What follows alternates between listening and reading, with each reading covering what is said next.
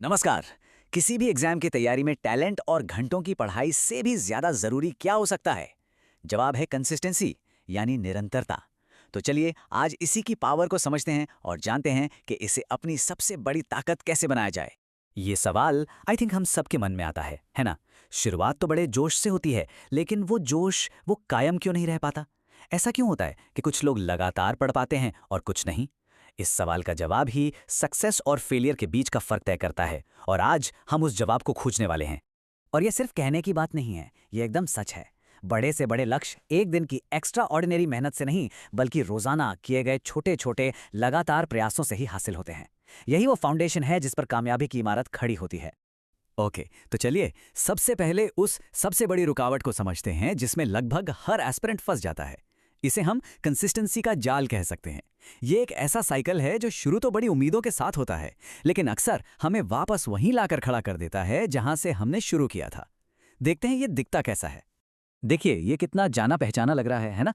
पहले दिन पूरा मोटिवेशन होता है, टाइम टेबल बनता है, सब कुछ सेट करते हैं, लेकिन कुछ ही दिनों में फोन, दोस्त या बस आलस, ये सब हावी होने लगता है, और देखते ही देखते हम वापस जीरो पर पहुंच जाते हैं। और ये साइकिल ये बार बार चलता रहता है। तो सबसे इंपॉर्टेंट बात पता है क्या है? इस पैटर्न को पहचानना। ये समझना कि ये कोई पर्सनल फेलियर नहीं है, बल्कि एक बहुत ही कॉमन प्रॉब्लम है। और अच्छी खबर यह है कि जिस प्रॉब्लम को हम पहचान सकते हैं, उसका सल्यूशन भी ढूंढ सकते हैं। तो सवाल है, इस साइकिल को तोड़ने के लिए हम कर क्या सकते हैं? तो इस साइकिल को तोड़ने का सबसे पहला और सबसे पावरफुल तरीका है छोटे छोटे लक्ष्य बनाना। बड़े सपने देखना अच्छा है, लेकिन उन्हें हासिल करने का रास्ता छोटे डेली गोल से होकर ही जाता है। चलिए देखते हैं ये काम कैसे करता है। और देखिए ये गोल्स कितने सिंपल हैं, करने लायक हैं। जब रोज़ खुद को एक छोटा और अचीवेबल टारगेट देते हैं तो उसे पूरा करना आसान हो जाता है।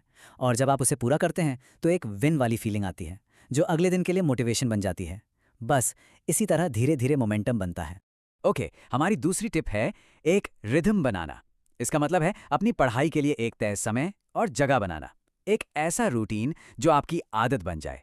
ये विल पावर से ज्यादा एक सिस्टम बनाने के बारे में है।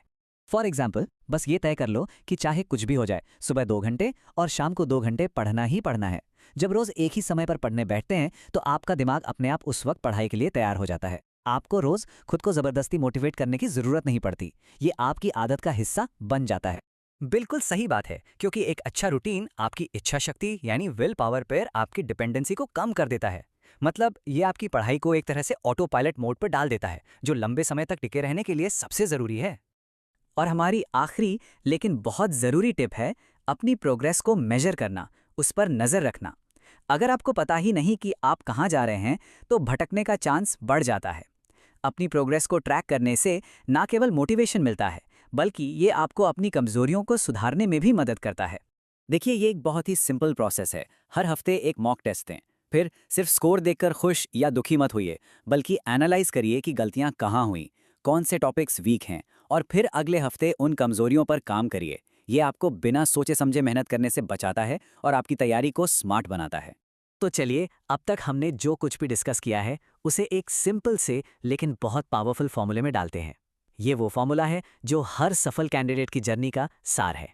हाँ, सिलेक्शन का फॉर्मूला बस इतना ही सिंपल है। लगातार मेहनत करते रहना और नतीजों के लिए पेशेंस रखना। कोई शॉर्टकट नहीं है, बस रोज की गई ईमानदार कोशिश ही आपको अपनी मंजिल तक पहुंचाएगी। और जाते जाते ये एक बात हमेशा याद रखिएगा, जरूरी नहीं है कि आप रोज 10 घंटे पढ़ें। अगर आप रोज सिर्फ 4 घंटे भी पूरी लगन से बिना रुके पढ़ते हैं तो आप उन लोगों से कहीं आगे निकल जाएंगे जो एक दिन 12 घंटे पढ़कर हफ्ते भर का ब्रेक ले लेते हैं। तो अब सवाल ये नहीं है कि कल से क्या तूफान मचाना है, नहीं। सवाल ये है कि वो एक छोटा कंसिस्टेंट कदम क्या है जो आज से अभी से शुरू किया जा सकता है। चाहे वो सिर्फ 20 सवाल हल करना हो या सिर्फ 30 मिनट पढ़ना। क्योंकि याद रखिए, हर बड़ी सफलता की शुरुआत ऐसे ही एक छोटे मगर लगातार उठाए गए कदम से होती है।